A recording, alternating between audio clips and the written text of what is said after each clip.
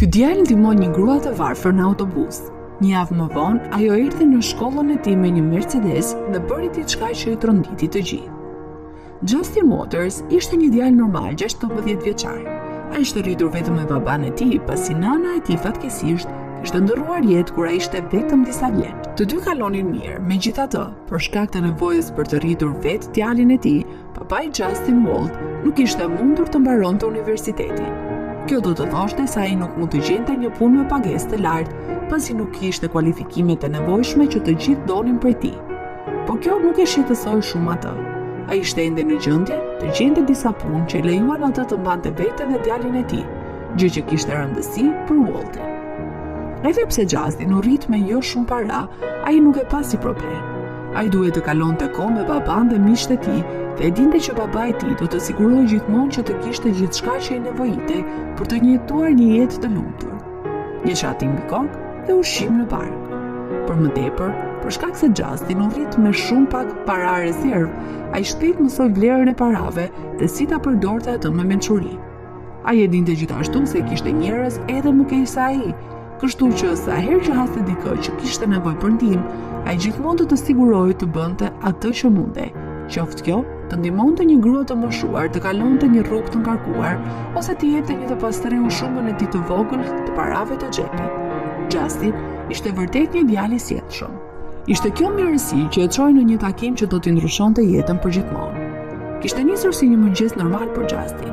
Ai shkoi në shkollën e mesme lokale, studionte për të bërë aktor, pasi kishte qenë gjithmonë ëndra e tij të punonte në teatr dhe në ekran. Dhe gjithmonë kishte pasur dashuri për teatrin. Si çdo mëngjes, Justin priste në stacionin e tij lokal të autobusit në mënyrë që të mund të kapte autobusin e tij për në shkollë. I riu merrte shpesh autobusin, pasi baba i tij ishte nisur zakonisht për në punë atë kohë ku Justin duhet të nisej për në shkollë. Justin ishte dakord me këtë, pasi autobusi ndalonte pikërisht jashtë shkollës së mesme dhe udhëtimi për në ndërtesë i dha mjaft kohë për të përfunduar çdo punë që duhet të bënte, ose thjesht për të dëgjuar muzikë dhe për të lexuar. Në këtë ditë të veçantë kishte rënë shi mjaft i madh. Fatmirësisht Justin kishte një çadër dhe kishte arritur të shmakte shiun. S'kaloi shumë, autobusi mbërriti në stacionin e zakonshëm dhe Justin hipi shpejt, duke bler biletën e tij përpara se të gjente një vend pranë një dritareje. I riu me kënaqësi vendosi kufje dhe filloi të dëgjonte një muzikë shqetësuese për të kaluar kohën. Disa ndalesa më vonë, një grua e re hipi në autobus. Ajo dukej që kishte një ditë të tmerrshme. Gruaja arriti të gjente një vend dhe ul dhe dukej mjaft e lehtësuar për këtë pushim të çastit.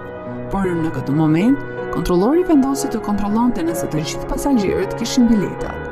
Nëse dikush nuk kishte, duhet të paguante gjop dhe të zbriste në stacionin tjetër, pavarësisht se ku ndodhej. Justin nuk ishte i shqetësuar, pasi ishte siguruar që të blinte biletën para se të hipte në autobus dhe mbante gjithmonë të sigurt në portofolin e tij.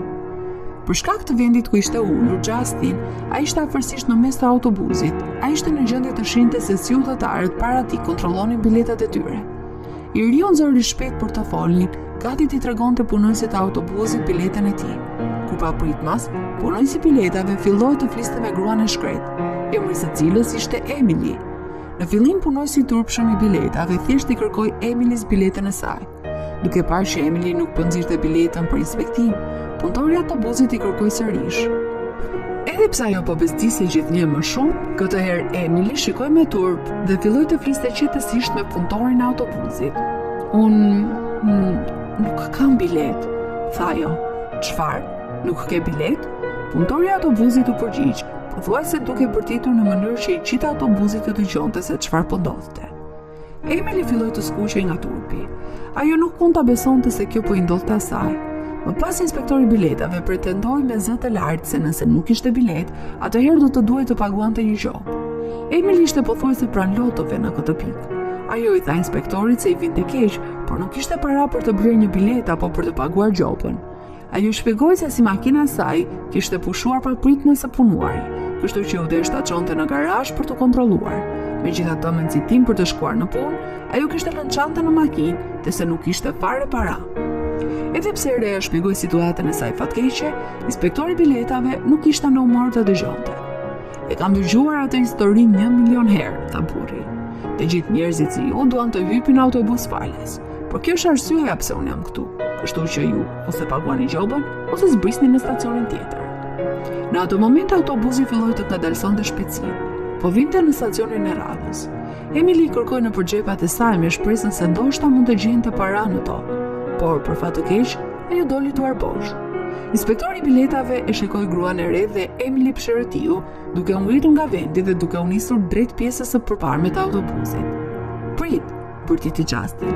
"Ja, kjo duhet të mbuloj gjopën, vetëm lëre gruan të ulet," tha ai duke ja dorëzuar të gjitha parat e xhepit inspektorit të biletave. Inspektori u tha: "Shih punën tënde, djalë." Por Justin thjesht I tha asaj se ishte I lumtur të paguante për biletën e gruas dhe se I takonte atij nëse donte ta ndihmonte. Inspektori I biletave shikoi me sy, por printoi një biletë të re për zonjën përpara se të largohej. Emily Pshërëtiu e qetësuar dhe u kthye në vendin e saj. "Faleminderit shumë," I tha ajo Justinit.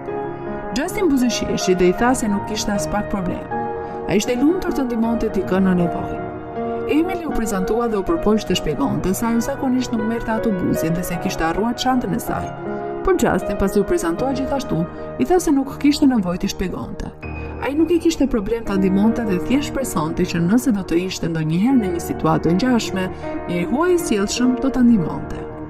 Autobusi filloi të ngadalsonte edhe një herë, po afroi stacionit Justinit. Njeriu u ngrit dhe eci drejt pjesës së përparme të autobusit. Ai shikoi shiun. Ai e shikoi edhe një herë Emilyn, e cila po drinte në sendiljen e saj nga rrobat e lagura. Justin mbështeti butësisht ombrellën e tij në ndesjen e saj dhe I tha se ajo dukej sikur kishte nevojë për të më shumë se ai. Emily refuzoi, por Justin buzëqeshte dhe doli me vrap nga autobusi para se ajo t'i kthente ombrellën. Më vonë atë natë, kur Emily u kthye në shtëpi, ajo nuk mund të mos mendonte për Justinin dhe gjithçka që kishte bërë për të atë ditë. Ajo donte të shpërblente disi, por nuk ishte plotësisht e sigurt se çfarë të bënte. Të nesërmen ajo shkoi në shkollën e Justinit, duke vozitur deri te porta me Mercedesin e saj të rregulluar së fundi dhe pyeti drejtorin për Justin. Burri shpjegoi se shpresonte të bëjë aktor, por shkolla po përballej me një krizë buxhetore dhe ata ishin në prag të mbylljes së disa aktiviteteve jashtëshkollore, si te grupit të teatrit. Emily u vrenjos. Ajo nuk mund të lejonte që kjo të ndodhte me një person kaq të sjellshëm. Ajo I tha drejtorit se donte të financonte shkollën në mënyrë që ata të mund të mbanin dhe madje të përmirësonin objektet që kishin nevojë për riparim. Drejtori u habit dhe pyeti se si do të ishte në gjendje ta përballonte atë. Pikërisht në këtë moment, Emily zbuloi sekretin e saj. Doli se ajo ishte në fakt një biznesmene mjaft e suksesshme, pasi u bë mjaft e famshme në rrjetet sociale. Ajo me kënaqësi tha shkollës fonde shtesë që I nevojiteshin përpara se të ktheheshin në shtëpinë e saj. Megjithatë, Emily ndiu sikur nuk mjaftonte. Ajo donte të bënte diçka për Justin personalisht, për ta falendëruar për mirësinë e tij. Ajo filloi të mendojë dhe më në fund doli me një ide të shkëlqyer.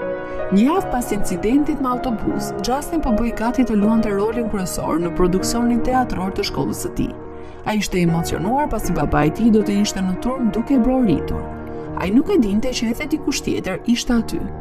Pas shfaqjes, teksa Walt po uronte djalin e tij, Emily u afroi dyshës me një buzëqeshje të madhe në fytyrë. "Ti ishe I shkëlqyer, Justin," thirrri ajo. Justin nuk mund ta besonte. Ai nuk e dinte se çfarë po bënte Emily në shfaqjen e tij, por ishte I lumtur që e pa atë, dhe ajo dukej shumë më mirë se ditën që u takuan për herë të parë. "Faleminderit Emily, por çfarë bën këtu ti?" pyeti I riu. Emily shpjegoi se ajo ishte aq e prekur nga mirësia e tij një ditë më parë sa donte të bënte diçka në këmbim. Më pas ajo I zgjati një zarf Justinit, I cili e mori dhe e lexoi me kujdes. Pasi pa përmbajtjen e tij, Justin nuk mund ta besonte. Doli se Emily kishte paguar që ai të kishte një trajnim aktrimi me një aktor profesionist dhe mjaft të famshëm, dhe gjithashtu kishte vendosur $10,000 në një llogari enkas për të. E reja shpjegoi se burri ishte një mik I saj dhe se ishte më së I gatshëm të ndihmonte një aktor tjetër. Justin qeshi nga gëzimi, duke sikur ai ishte një hap më afër arritjes së ëndrrës së tij, dhe Emily premtoi atij se do ta mbështeste gjatë gjithë rrugës. Ju nuk duhet I trajtoni të huajt me mirësi me shpresën se do të merrni diçka prej tyre, por ndonjëherë, si me Justin, nëse I trajtoni të gjithë rreth jush me respekt dhe mirësi, atëherë gjërat e mira do të ndodhin në këmbim. Më tregoni se çfarë mendoni për këtë histori në komentet më poshtë, dhe mos harroni të bëni like dhe subscribe.